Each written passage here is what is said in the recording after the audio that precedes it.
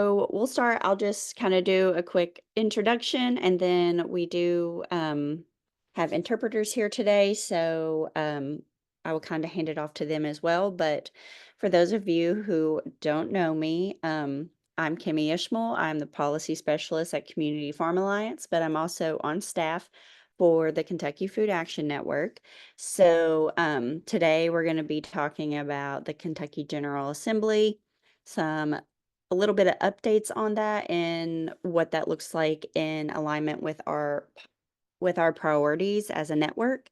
And yeah, we will get started. And I can turn it over. Hey, yeah, thanks. Good afternoon, everyone. Buenas tardes a todos.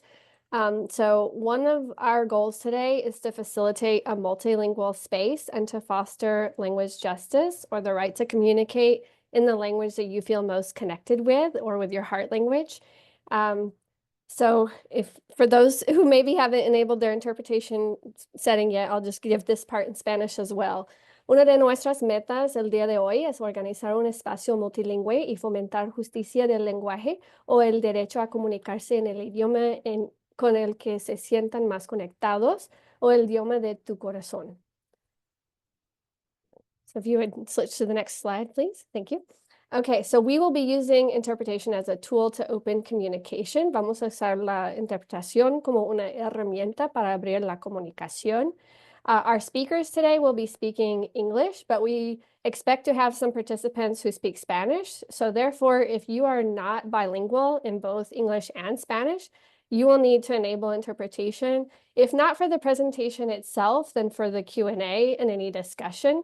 So you can go ahead and do that now, and I'll walk you through it. Nuestros locutores hoy van a hablar en inglés, pero tenemos participantes quienes hablan español. Así que si no eres bilingüe en inglés y español, necesitarás activar la interpretación, si no para la presentación por sí sola, a lo menos para el turno de preguntas y cualquier discusión. Puedes activarla ahora y voy a explicar cómo. So you can enable interpretation by going to the menu on the bottom of your Zoom window. On the right side, there should be a globe icon that says below it, interpretation. If you click on the globe, that will show you a menu. If the globe icon does not appear on your screen, you can find it by where it would be. There's a circle with 3 dots in it that says more. And you can click on that, and that will have a menu that then has interpretation as an option. So puedes activar la interpretación por ir al menú en la parte de abajo de su ventana de Zoom. A la derecha debe haber un icono de globo que dice abajo interpretation, interpretación. Selecciones el globo, pero si no aparece el icono de globo, puedes seleccionar el círculo con 3 puntitos que dice abajo more. Y un submenú aparecerá que incluye interpretación como opción, otra vez con un icono de globo.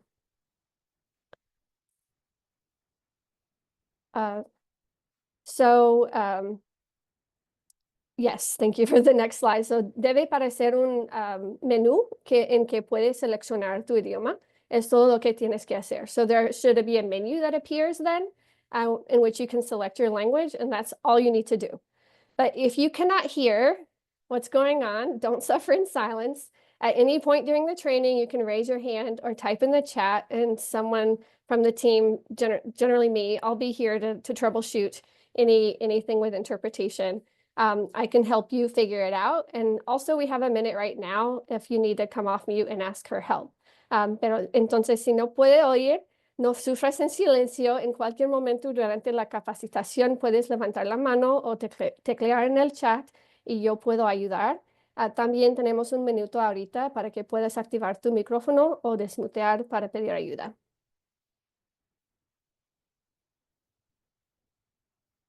All right. Yeah, any questions? Okay. What should you do if you do not have the interpretation within the more setting? Oh.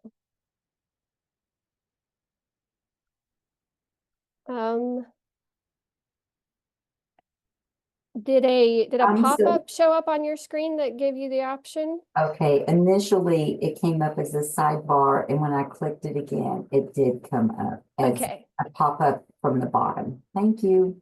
great. You're welcome. Anyone else?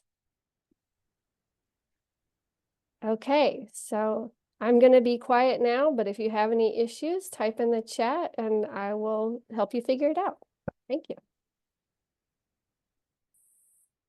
All right. Thank you so much for that, Miranda. And we are excited to be able to do this for you guys today.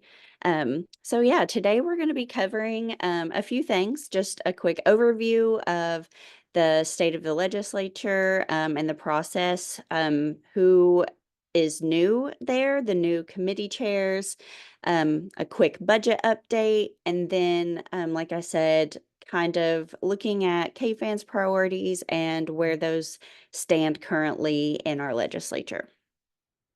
Of course, we always want to add some capital access tips, as well as some other little helpful things. So we always like to do a quick overview of the state legislative process. It is different than the federal legislative process, and it varies from state to state as well. And those of you who might be new to this or are kind of tuning in for the first time, I always like to kind of go over what that looks like. And we won't spend a whole lot of time on it, but I like to show that there's a couple of little steps that I always like to point out that a lot of people don't really know happen. So we all know about bills and that bills get introduced. I think we all have or been filed. We've all kind of seen the school of House Rock episode video.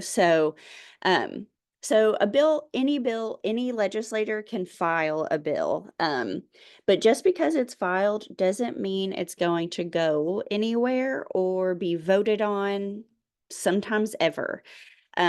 So when a bill is filed, it goes to what we call the Committee on Committees.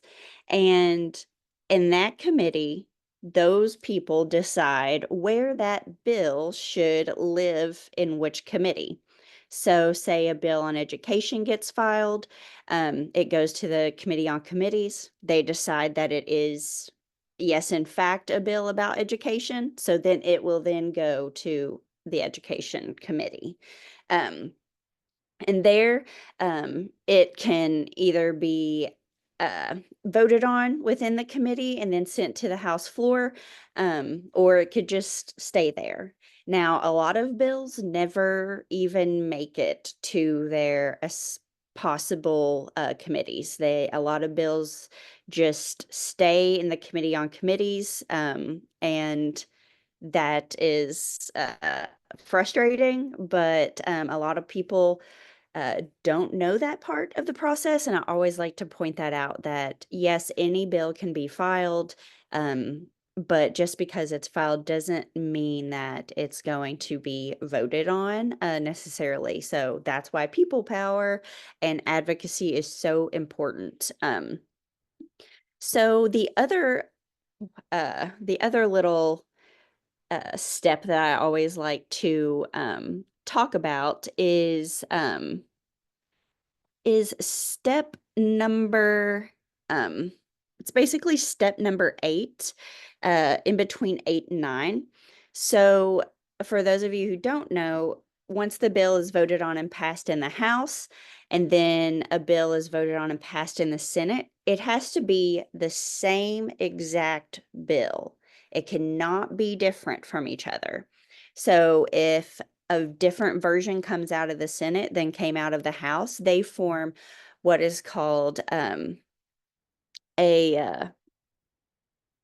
oh my gosh, why is it conference committee? Sorry.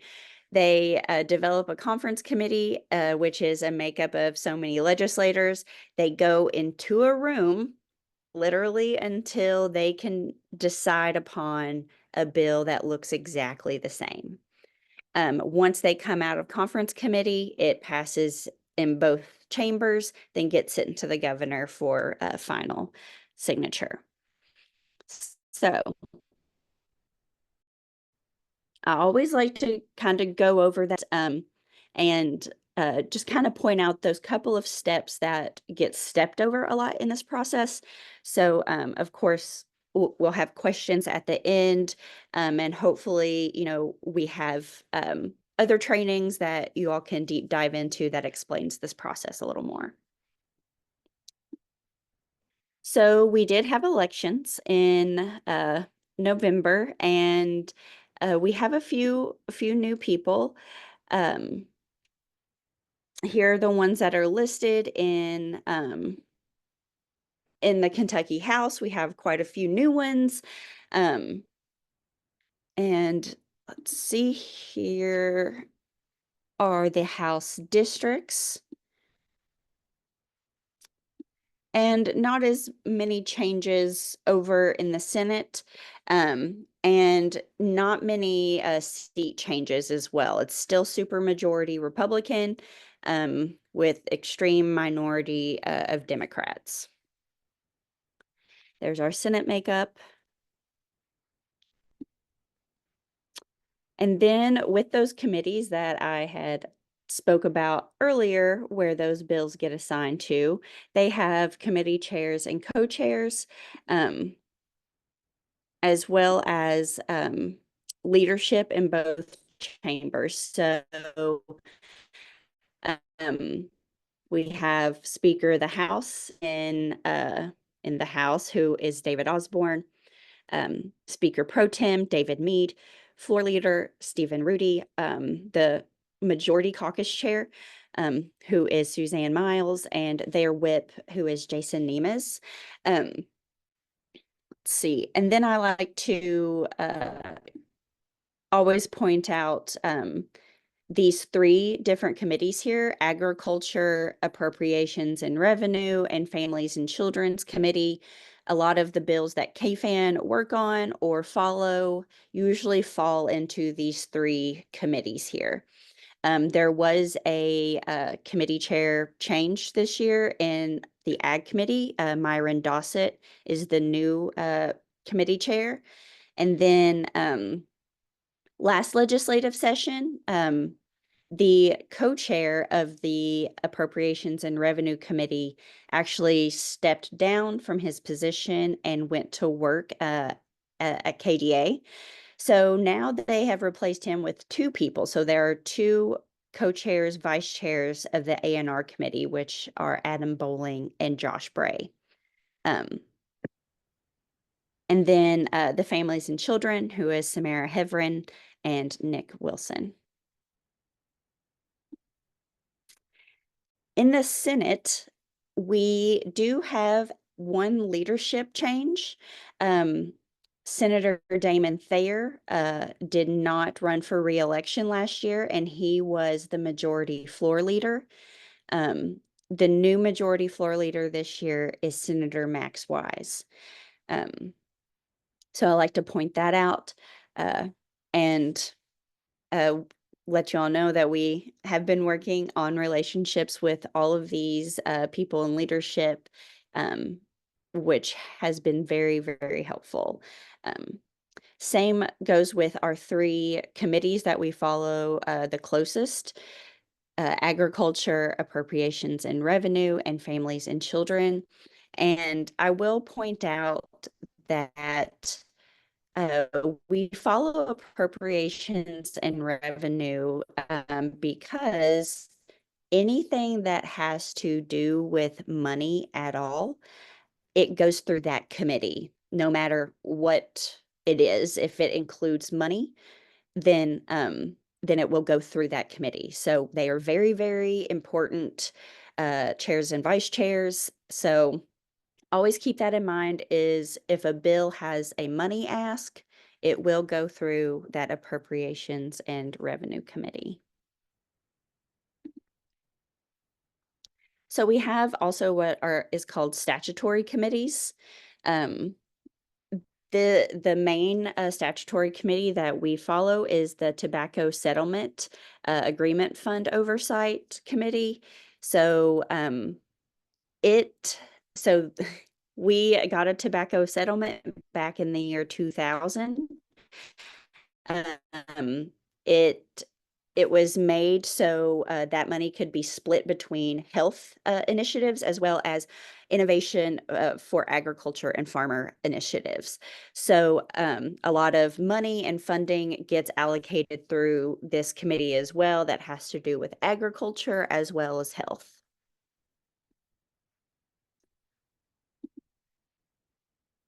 Okay, so I will give a kind of brief budget update. I will say that it is not a budget year this year. So in odd years in Kentucky, we have 30-day legislative sessions, and it is not a budget year. So we do not do Kentucky's big state budget every year. It happens on even years, and during even years, we have 60-day sessions. So they are longer, and that is where all the money is decided upon, where it gets allocated to, and things like that. So when we are in a budget year, these are kind of the things that we look for as a network to make sure that are included in that budget. So we always want to make sure senior feeding programs are included, programs like farms to food banks, anything that has to do with farm to school or school nutrition, and of course, any new funding to support the local food system and local agriculture.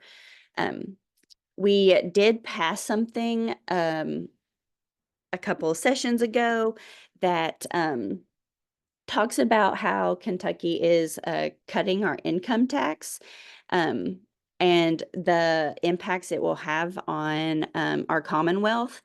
I don't have all the time in the world to break that down today, unfortunately.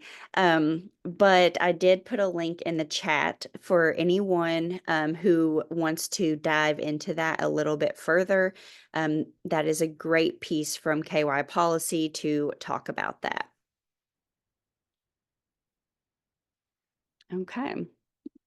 So before we go into KFAN's priorities and bills, I kind of want to take a second to let you all ask questions. I'm not really seeing the chat because I'm presenting. So if there's something that needs to be said, please let me know. And I want to say, I was previously not doing this training alone. So I was going to have a partner do this with me. Unfortunately, they are not here. And so I don't want to feel like I'm just talking the entire time at you guys.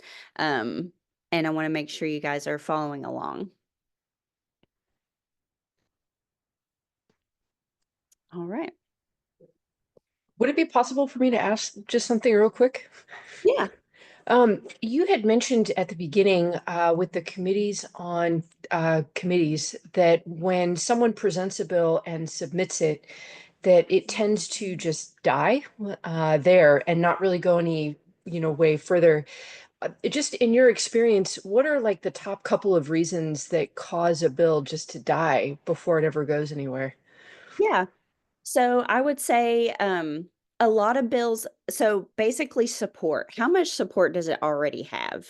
A lot of bills that are introduced for the first time ever typically don't go anywhere, especially if no other legislators have ever heard about it, if no constituents have ever brought it up to anyone. So typically, if it's not kind of well known or already on that path or have some sort of footing, it's gonna just stay there until it gets the recognition it deserves, I guess. And that's why like advocacy is so important, because a lot of committee chairs, they're the ones who kind of, if they know of a certain bill that has been filed, they can go to the committee on committees and say, hey, I know this bill was filed. I want that to come. But other than that, the committee on committees decides where these go.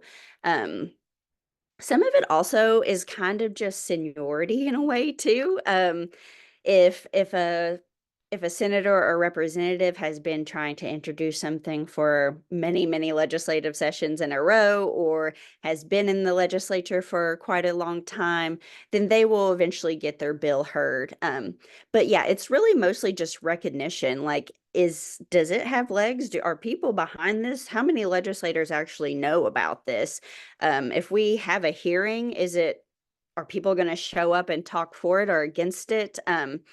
And they kind of like to know those things in advance before pulling a bill to a certain committee. They kind of, I always say you want to know if your bill is going to pass or not before the session even starts. Um, so your bill and legislative process does not start on day one of the legislature. You really want to have your bill drafted, figured out, your yes and no votes figured out. You want to have your committee chair on board and ready to support it before the session even starts.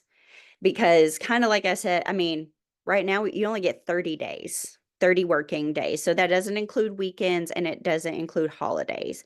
But typically it's only 4 or 5 days a week. So we only get 30 days. And so it's like, that's not really a lot of time to make sure you got yes votes, committee votes, somebody who is supporting it, advocates on the ground. So yeah, it's kind of just that, making sure that you have what you need before even going into it. That's a great question though. And yeah, it's weird, it's like in a lot of other states, they have, when their bill is filed, it just immediately goes to a specific committee. Kentucky is very different in the fact that we have this committee on committees before the actual thing. So it's just another stop on that roadmap there. I'm sorry. Can I ask Oh, one more sorry. kind of follow-up question? So, Sure. for example, if some kind of bill got put forward that, let's say that KFAN was in favor of that. So let's say that the Committee on Committees is looking to see like, well, what does the general public think about this? So does that basically mean that the Committee on Committees is somehow going to be informed when the toll lines start going off because people in the general public are calling the people that represent them at the House level? Is that kind of how is there a way that somehow they get updated or? Yeah, for sure. So, kind of like I said, all that work is kind of done in the off season, I guess we could call it the interim. So when session starts, they're kind of looking for those bills that they've heard about through the summer, through the fall, who has called during the interim when they're not in legislative session, have they had meetings with their constituents and they've brought up this issue? And so it's kind of like they're kind of on the lookout for those things. They're kind of detecting and putting their fillers out of like, okay, I was expecting this bill on poultry processing, and here it is. Or I was expecting this bill on school breakfasts. Here it is. And so yeah, the more public support it has, the more well known it is, and the more likely it is to go somewhere. But kind of it's all in that interim off session. You really gotta get in there when they're not doing the work in Frankfurt, and letting them know what your issues are, so they're ready for it when it does get filed. These are great questions, so thank you. Anybody else before I go on to our priorities and possible bills or bills? All right. So we at KFAN, we kind of have 3 main priorities, and I've listed those here along with some bills that correlate along with those priorities of ours. So in KFAN, one of our number 1 priorities is to improve and defend Kentucky's safety net. So this means making sure SNAP is improved and expanded, and then feeding more hungry children, supporting education, like things like school meals, so farm to school, free school lunches, all of that falls under there. And then we are also very agriculture focused. I'm with Community Farm Alliance, so I like to make sure our farmers are a part of all of this in conversation. So we want to support local agriculture and our food systems to be able to feed our hungry Kentuckians. And that could be anything from our Kentucky Double Dollars program, for any of you who might be familiar with that, where you can double up your money if you're on SNAP, WIC, or senior at your local farmers markets. So you spend 20, you get 20 to spend, so you get to leave with $40 worth of groceries. And so we like to bridge that gap that comes with our local food systems and our safety net programs with local agriculture, and making sure that our farmers are the ones feeding them. And there are 3 correlating bills currently with each of these priorities. So we always expect what we kind of call a bad bill every year. There's typically usually an attack on safety net programs like SNAP. So tend to either defund it, try to get people off of it, increase restrictions and regulations on these things. And this is their bill that they have introduced this year. So it is House Bill 279. And with this bill wants to exclude certain foods from being able to be purchased for those using SNAP. So probably many of you on this call have heard this narrative or this thing for many, many years of, I don't want them buying Mountain Dew, or I don't want them buying, potato chips, Oreos, and things like that with their SNAP dollars. So this is what that bill is trying to do. It's trying to limit or exclude those products from SNAP users being able to buy those. It would be very hard to pass, not gonna lie. Our state would have to accept a waiver to be able to do this. But a lot of things happen, and we have been able to fight these bad SNAP bills in the past. But there are some ways that we are currently strategizing to try to help defeat this bill. And one of those is showing our legislature and our legislators that there are programs out there that are already incentivizing those using SNAP to purchase healthier foods. We do not want to control their choice whatsoever. But if there is ever an opportunity for them to be able to purchase healthier foods, then we're all for it. Kind of like I just mentioned, the Kentucky Double Dollars program.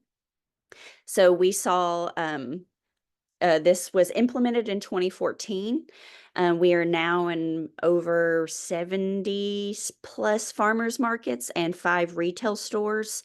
So if you're a SNAP, WIC, or senior, you're able to double up your money. And Kentucky is unique in that we also double up meat, eggs, and dairy, and many states only just do fruits and vegetables. These are all locally purchased, so they are all bought directly from our farmers. And the data on this is absolutely amazing. And I should probably share our most recent report, and I didn't think of that, but I can send that out after this. But yeah, so when this was implemented in 2014, the USDA did a study that said from 2014 to 2020, SNAP participation at Kentucky farmers markets went up 123%. So we know that if people just have the capital and the accessibility to be able to buy healthier foods, especially local foods, they will pick that. They will make that choice and that decision to go with their local farmer. And to make those decisions. So what we would like to say is, why restrict? All they need is obviously more capital, more accessibility. They need to be able to access these programs. And, if you for some reason don't want them to drink a Mountain Dew or eat an Oreo, there are programs that we can fund instead of regulating and cutting funding from a very important program that helps children not go hungry. We have programs in place that can help balance this out and help Kentuckians make healthier choices. So the second one is just a Senate resolution. So a resolution in the legislature is not law binding. It is not law. It is not a bill. It is a bill, but it's a resolution. So it's mostly just a signal. It's just a statement to say, hey, this is what I think, and I want to kind of declare this. Kind of thing. So this is a simple resolution that is urging the Cabinet for Health and Family Services to explore ways to improve the quality and usage of the SNAP Employment and Training Program. There have been great results of success when we have improved these programs in the past, including other pilot programs that were done in coal country and in Eastern Kentucky. And they were super, super helpful in helping find those people using SNAP work and being able to access work as well. Because we all know sometimes you have to drive 45 minutes or an hour to another county to actually go work at McDonald's or your local retail store. So that is a simple resolution that was introduced to say, hey, this really needs to happen. We are supportive of this. And something like this needs to be implemented. Okay. So kind of moving on to our school nutrition, farm to school priority that we have in the network. The Kentucky Proud School Match program has been introduced now the last 2 legislative sessions. This proposes $16.9 million in state funding to be able to match federal compensation for CEP schools. CEP is a certified eligibility provision, which means if your school has a certain percentage of children that are on SNAP, then the entire school receives free and reduced lunches. And in Kentucky, about almost every single school and school district in Kentucky is CEP eligible. There are only about 2 school districts, I believe, that are not CEP eligible, which are both, well, one is in Anchorage, I believe, which is in Louisville, and then Oldham County. But basically every other state or every other county and school is CEP eligible. So this would kind of set up we want to reimburse 33 cents per meal, and that would also have to be locally sourced. So we would be able to a lot of the reasonings why schools do not purchase locally is because of costs, and hoping to incentivize them being able to reimburse them up to a certain amount would try to help ease that burden on them and be able to provide and utilize their local farmers to provide anything from beef to the salad lettuce to anything really. So this was doing really well last year, last legislative session. It kind of fell off, but we are hoping that it will make a comeback. It has been reintroduced this year, and we are hopeful that this movement will continue.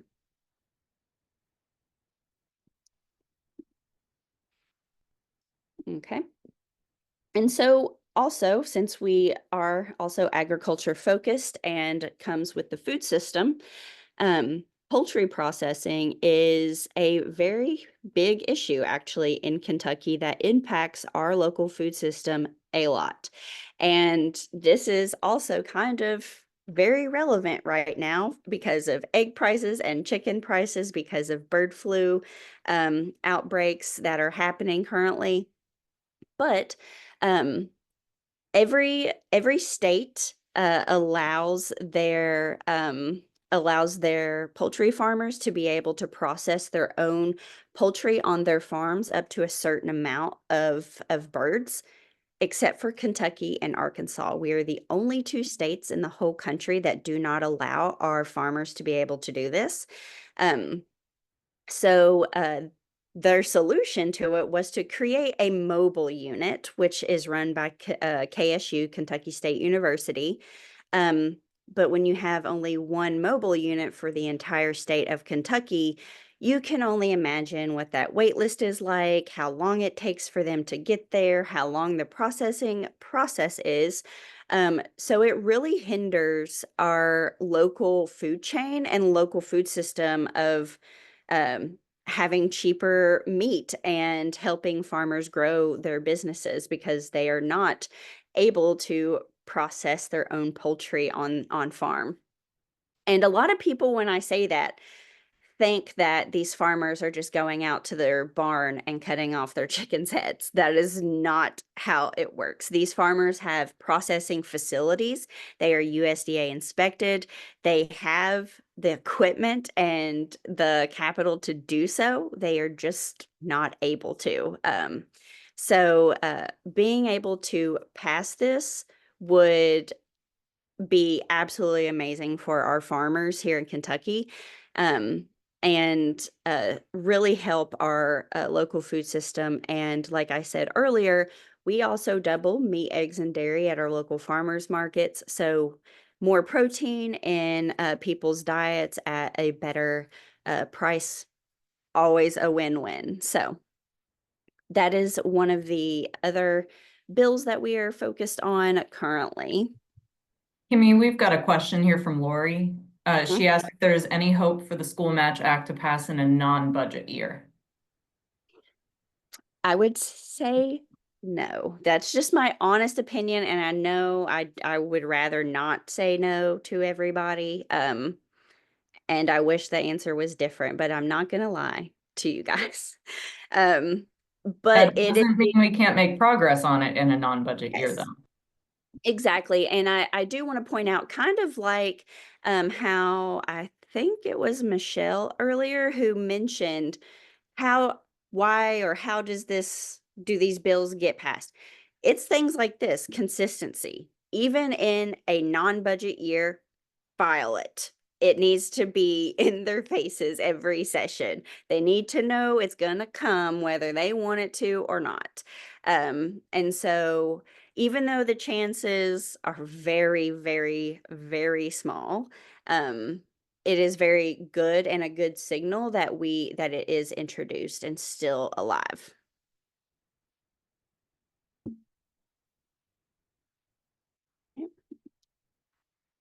All right, so now kind of dive into a little bit of how to be able to engage on those bills that we just talked about and those priorities, and the importance of how much you all are needed in this. So we want you all to be able to stay up to date on things, and we are sending out General Assembly update emails. Hopefully those will start coming again soonish. And And we also do have our KFAN working groups. So we always like to give general updates in our adult and child feeding working group, as well as our ag and food systems working group. But there will be other advocacy opportunities come up as the session goes on. And that really keep an eye out on those emails, because we will send emails out and say, we need somebody that is willing to come and testify on Thursday about this bill. And we have done that many a time in the past. And thank you all to all of the KFAN members who have stepped up over the years and have shown up at Frankfurt at the Capitol and really made a huge impact. So definitely keep an eye out for our action alert emails and things like that. And we'll try to keep you all up to date as like, okay, this bill has been filed. This bill has been sent to committee. Now this bill will be heard in this committee. We will try to keep you up to date as each thing goes along. So you're not missing out on anything. But also that way you all can see those opportunities that arise. But also if you are like, hey, I want to meet with my legislator about this bill or priority, but I'm a little nervous or I don't know if I want to go by myself, feel free to reach out to anyone in the network or any of the KFAN staff. We would absolutely love to join you. So all of the KFAN staff, we are all also registered lobbyists, and we do most of the lobbying for the network. But we are also advocacy and policy based, and we want you all to be involved. So our hope is that to get you all involved, we will be more than happy to help you all along the way.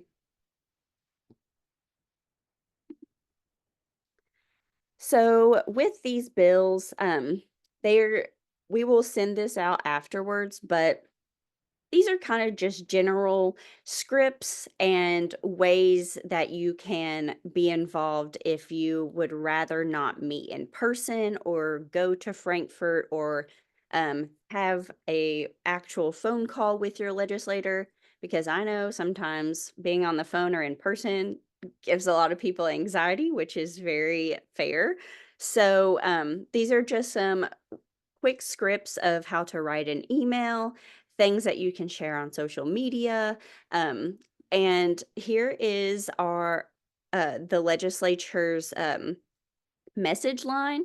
So if you call this 1-800 number, you can leave a message for anyone. And they will write it down for you and hand it off. So so if you are nervous in that way, feel free to call and just leave a message. And the people that work that line are the nicest human beings alive. They're incredibly patient. They have long days of people being very passionate speaking to them, and they keep their cool really well. Truly, Once you've done it, it's not intimidating. yes, exactly. Yes. Thank you, Robin, because I was going to say that too. Like those people on that message line, kindest humans you will ever meet. And like Robin says, they will get some phone calls that, man, I don't know how they smile through it, you know? So yeah, definitely feel confident and good to be able to call that message line. They will be amazing to you on the other side. All right. So, we have other scripts and stuff like that that go along with the other bills that we mentioned today, but we're just not gonna go through all of those, but we will give you all access to those scripts for you all. But I do want to kind of give some advocacy tips and tricks that we always like to kind of point out. When you talk with a legislator or someone, especially your actual legislator, one of the most powerful things you can say to them is, I'm your constituent and I vote. They need to know that their constituents are involved, do vote, and are watching what they are doing in Frankfurt. One of the well, two of the things that make a really compelling argument or story to your legislator is, first of all, you all are the experts. A lot of people do not believe that they are an expert, but you all are usually the people that are directly impacted or are experiencing these things daily. So you are an expert. So being able to connect you or your community with your story while integrating some data. And one of the biggest things that people always say when it comes to advocacy that they worry about is not knowing something or not being able to answer a question. Um, just know that that is so normal and so fine. And honestly, it is actually the best opportunity and way to open the door for your next interaction. So if you're in a meeting with a legislator and they ask you something and you don't know, just say, you know what? Actually, I don't know that, but when I leave here, I will get you that answer. What is your phone number or your email or who can I contact to give you that answer? That way, when we meet up again, we can talk about it. So really, it opens the door to another meeting and another interaction with that person in power. So don't ever be worried about not knowing something.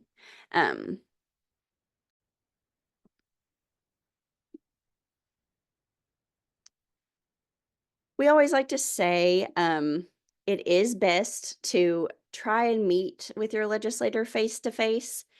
Most meetings will only be about 15 to 30 minutes, sometimes shorter, depending on how busy it is or how many meetings they are having that day. So you can email your legislator, but I do want to note that a lot of these emails are actually getting sent to their staffer or their secretary, and they filter through them and then they show the legislator at the end of the day or send it to them immediately, whatever email that they feel like that is important enough to be sent to the legislator. That way, that's also why being a constituent is the best and easiest way to get in with a legislator. Emailing and say, I am your constituent and I think this and I want you to vote this way, is the best tactic. Also, if you can't get a meeting for some reason, we we are everywhere. We can show up everywhere.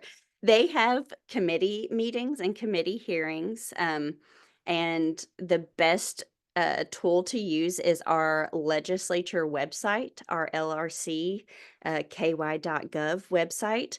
It has the schedule of all of the committees on there, and you can look up who's on those committees. Well, I see my legislator, who I haven't been able to get a meeting with, is going to be in this committee meeting on Tuesday at 10 a.m. And you can go. The committees are open to the public. It is not closed. You do not have to do or say anything. You can just show up. So a lot of times when I can't get to somebody, I will just appear. I always like to be persistently annoying, kind of, in a way. I like to just kind of always be there, and they know I will show up. And if you're nervous, like I said, I will go with you. We can go together, and all of a sudden, somehow, we run into them in the hallway. Who knows? In the cafeteria, there's plenty of ways to try to get face to face with a legislator.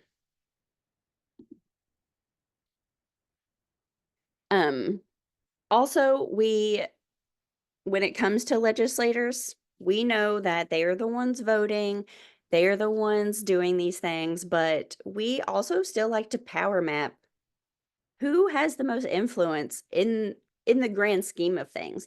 Do we need to talk to someone in the cabinet of Health and Family Services, or do we need to talk to someone in the Department of Ag?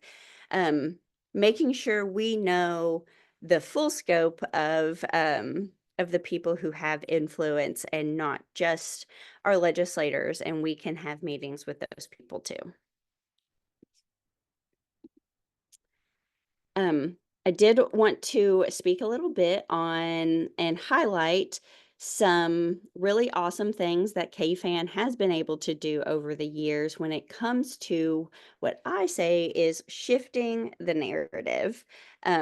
For so long, the way that SNAP or food programs or things like that have been portrayed in our media, especially local media, has been one way. And over the last few years, we have been able to really kind of change that. We have KFAN members here like Tanya and Leandra Foreman here, Tanya Whitfield and Leandra Foreman. Leander wrote an op-ed about a really bad SNAP bill and about how basically her and her mom wouldn't have been able to survive without it. And because of that, she got to go on and go to college and have a successful career and become what she always wanted to become. And same goes for Tanya. She is an amazing mom of two and a community organizer. And she is a great advocate for those people. And she has been able to really tell her story over these last few years. And alongside doing that with our directly impacted voices in shifting the narrative, we have been really great in kind of, like I said, bridging the gap on things that often get overlooked or missed when it comes to feeding programs and the benefits of them and the benefits that they have on our communities and people that they indirectly impact. So last year when we were fighting a really bad SNAP bill, we really got to kind of hammer home the impacts that cutting SNAP or anything like that really does directly impact our local farmers. And for those of you who don't know, our top three occupations for our legislators, besides being a legislator, is a preacher or pastor, a lawyer or attorney, or a farmer. So basically, every legislator in the General Assembly is a farmer, knows a farmer, has done farming, or been a part of agriculture in some way. So being able to connect that together and say, our farmers are actually the people feeding these people. And if you are taking away their benefits, you're taking money out of the pockets of our farmers. It was amazing that last year we did have a farmer and KFAN member, Chelsea Barber, come and testify in the Senate committee hearing, and it got voted down. The bill didn't make it out of committee, you guys. It was amazing. But she gave an amazing testimony, and a little tidbit about that is she had stated about 20% of her market sales actually come from people using benefits, which is a very sizable portion of your profit to be coming from. So we have done really great over these last few years of really shifting the narrative and utilizing you all, the members, and your all's personal stories and getting those out there, as well as bridging these gaps and connecting these dots on our local food system and why it's so important for all of these pieces. Oh, I do have this. I'm sorry. Let's see. And I think, Please proceed. My name is Chelsea Barber. I'm a young and beginning farmer growing vegetables year round as my sole source of income here in Central Kentucky. I'm selling at local farmers markets, sliding scale food shares, local grocery restaurants, and directly to consumers. And I am so motivated and proud to be a farmer here in Kentucky that prides itself on its agricultural excellence, as it should. Please let me assure you that food assistance programs like SNAP are paramount to my success in operating a viable and profitable farm business in Kentucky. SNAP is a resource that fortifies the food purchasing power for the people in my community. And as a farmers market vendor, I see SNAP customers consistently buying fresh, healthy, Kentucky grown vegetables. Just last year, nearly a quarter of my total farmers market sales were sourced from food access programs that were just like SNAP. And HB 367 will absolutely lower my sales and hurt the farmers markets that utilize these programs. I believe that locally grown foods have to be available and affordable to all people in order to truly create a resilient and healthy Kentucky. SNAP helps us work towards that future, and farmers are already working towards that future. Please don't make it harder for us to serve our communities. It is our collective responsibility to protect this vital resource. Please care about this. Don't strip people of their benefits. Doing so hurts Kentucky farmers. Thank you. And that was a little piece, or that was Chelsea's testimony from last year. And I love to say that the bill got voted down and it did not pass out of committee. And like we were talking earlier about the committees, it is very, very rare for a bill to not pass out of committee, because kind of like I said, you want to pass the bill before the session even starts. So a lot of times committee chairs or the committee on committees will not pass on that bill unless they know it's going all the way. Or at least getting to the House, at least getting through the committee and to the House floor.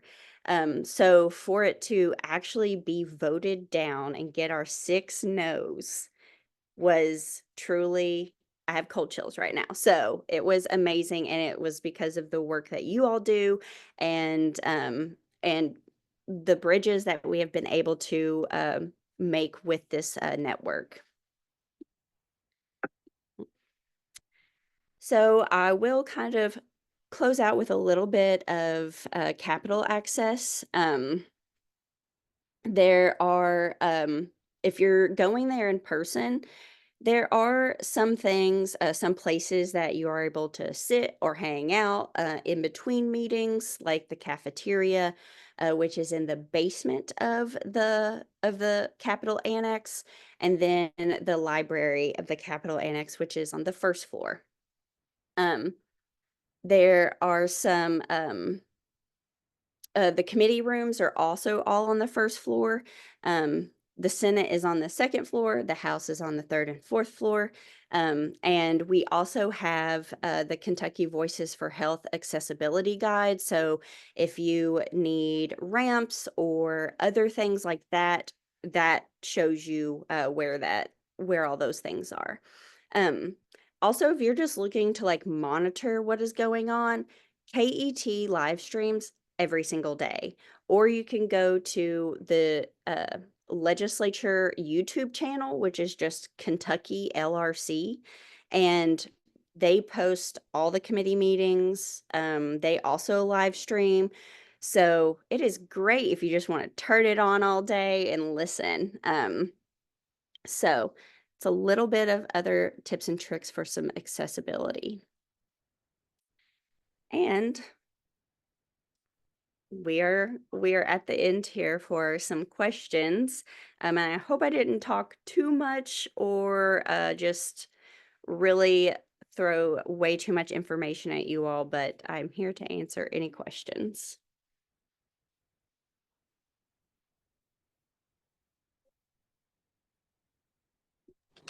I have one. Yeah. So when people are, like, give their testimonies, is there a way you can do like petitions or like have like people sign or agree with you and then give that to when you're giving your testimony? Yeah, so so there are you can give a written testimony and you can just submit that to the committee and that can be included. Or during your testimony of speaking in the committee, you could say, we have a petition here and it's got so many signatures. But also it is a great thing to do just in general. Like if you want to have a petition and have gotten many people to sign on, you don't even need to be in a committee or be in a committee hearing to be able to show a legislator that, especially if there is an issue or a bill about it. I would just take it to that legislator or bill sponsor directly. That's a great question. I see one from Letitia here too. She asked, does KFAN meet in the off season to get ready for the session? And what are the bills we should help advocate for? Yes, great question. So yes, do do a lot of off-season work.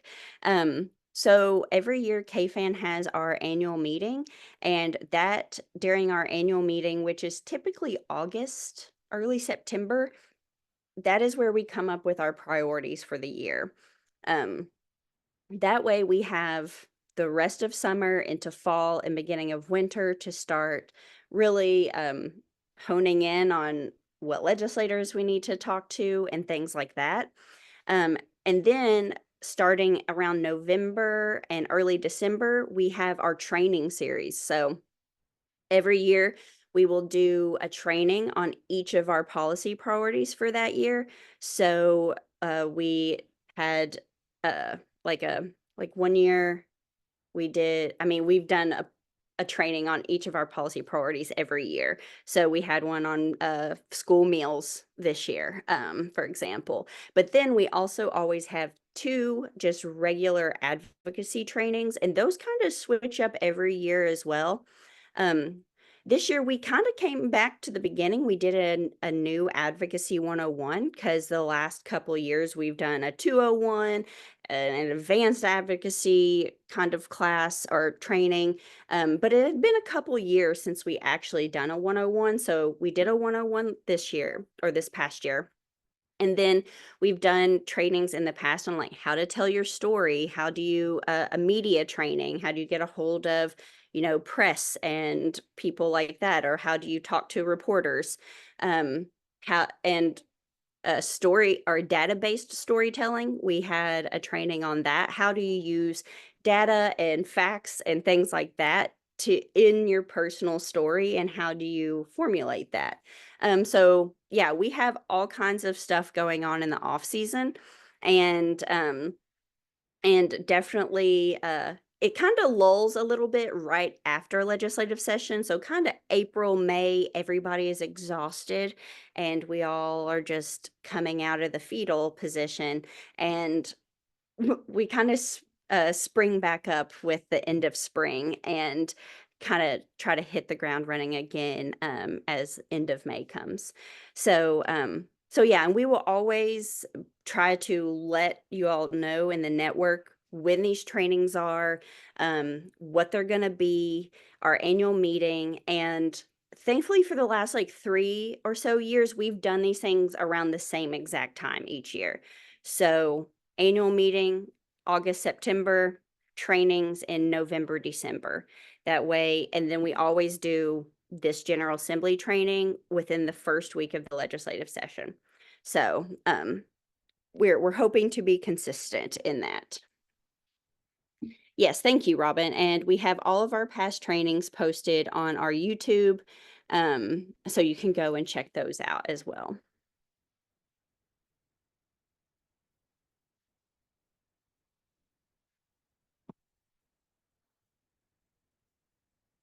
Yes, thank you for saying that, Lori, about during our advocacy day last year, Lori had to pull around our wagon, and yes, it is not obvious what handicap access looks like in our capital. So we will get those maps and things like that to you.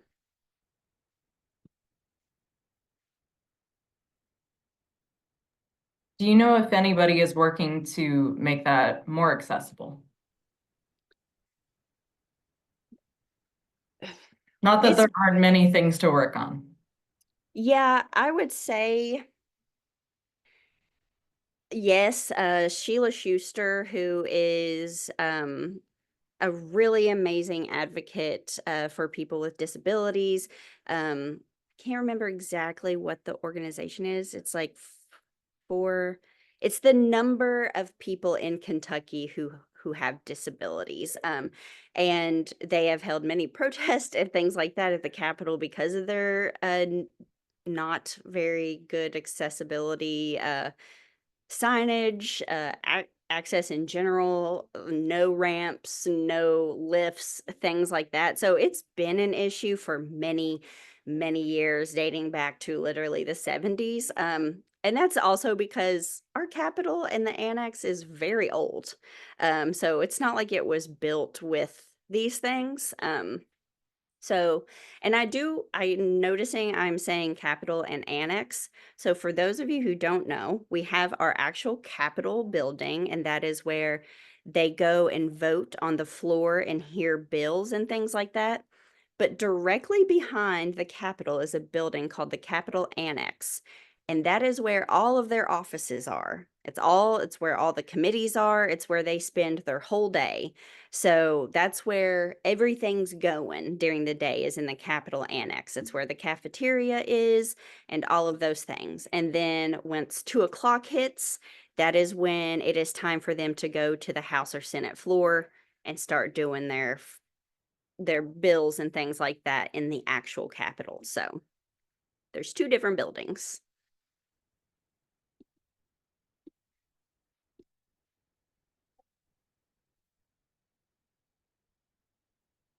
Any other questions? These have been really great questions too, so thank you all.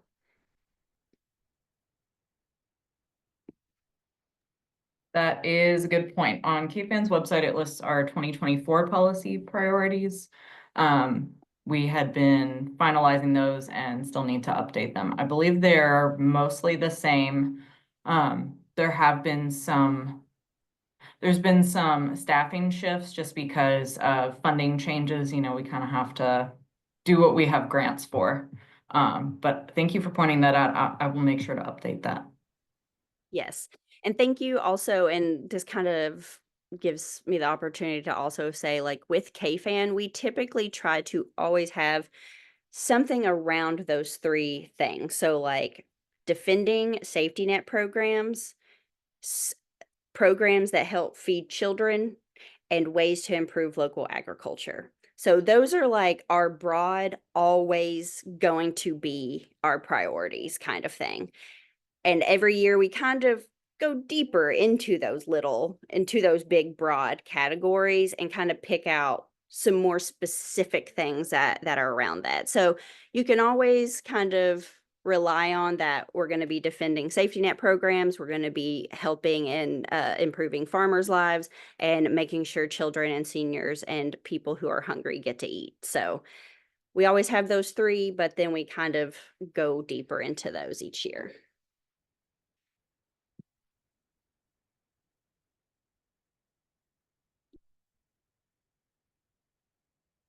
Anything else?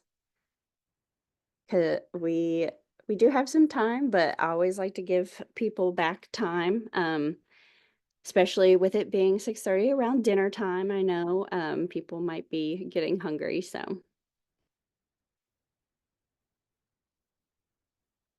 Okay. I just have a quick thing, and it might be too big to address on this call, but and it's a situation very in flux, but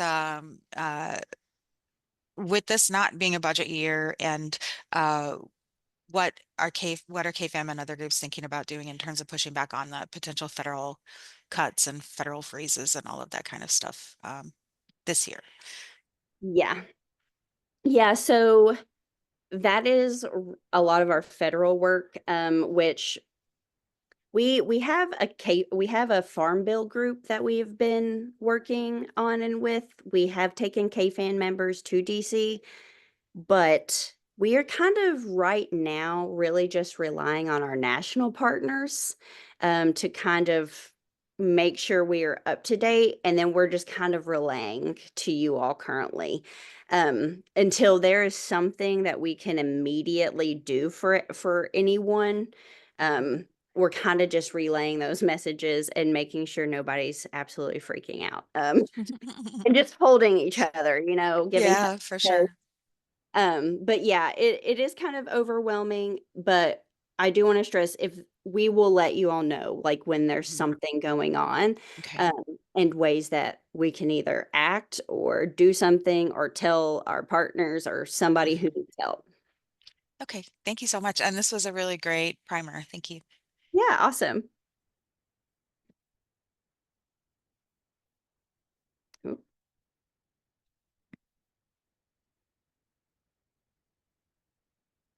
Well, alrighty then. Robin, I was gonna Want say, to point out one thing, actually. I love that you shared Chelsea's testimony, because my favorite thing about it, as someone that doesn't really love public speaking, is that she does not speak for very long, yeah, but it was incredibly impactful. I mean, yeah. she maybe spoke for a minute, I think. Yeah, I Um, think the total testimony was like 1 minute and 20 seconds.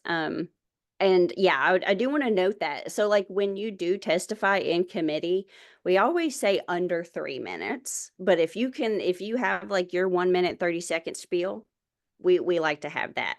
Even your 30-second pitch, because sometimes you'll get there and they won't let you testify. They'll just say, we don't have enough time, or there's too many people, so we're not going to get to you today. Or you finally get up there to actually testify and they're like, come on, we got to go. Like you don't have as much time as we thought.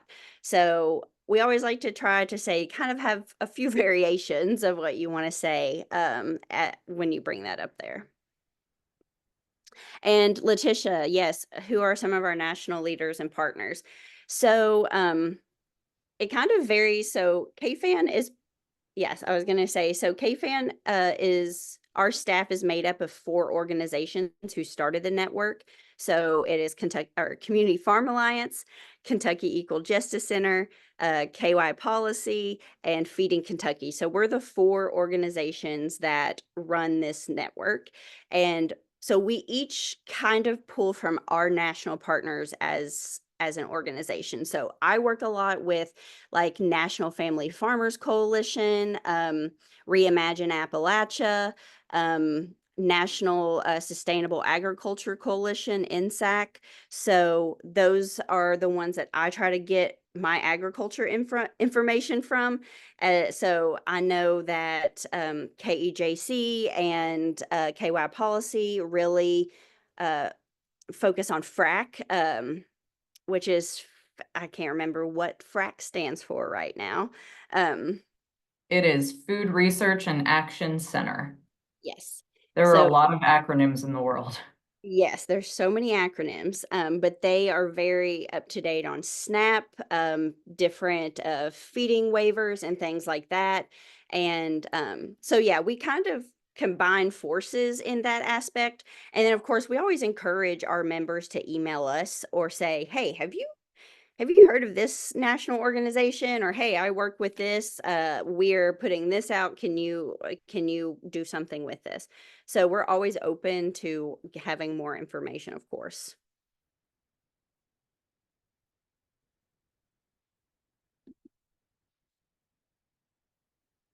Okay. Well, Robin, so we should be able to get this recording to everyone, right? And then I will send some like follow-up resources for everyone to have. And in the slideshow, there are links, I believe, to that accessibility sheet and some other things, but there'll be a couple other attachments to make sure you guys have. And anything that was shared in the chat tonight, I'm gonna include in the follow-up as well. So, let's see, I will go ahead and give you all my email if you have other suggestions about follow-up resources. Yes. And I also put my email in the chat as well. Feel free to reach out to me if you have more questions, just want to talk, want information, whatever you feel like you need. I will be here. And Thank thank you you so all much. thank you all for spending your evening with us. And this is a long, hard fight. So glad you guys are here. And we will talk to you all soon. See ya.